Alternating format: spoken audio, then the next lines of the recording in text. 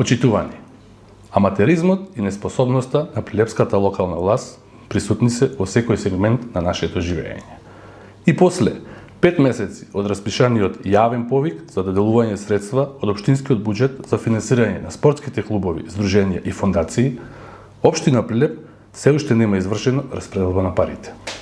Градоначалникот Јовчевски и мнозинството во советот, предводено од ДПМНЕ, останаа глуви на апелот на здруженијата и клубовите за распределба на средствата на почетокот на годината.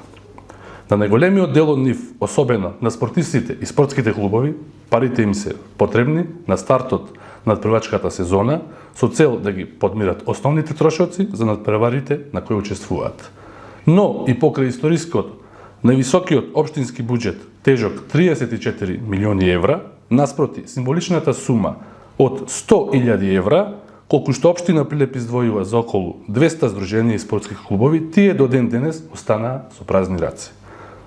Освен ненавремената исплата на финансиските средства, понижувачка и сумата со која општина Прилеп помага граѓанските здруженија и спортисти.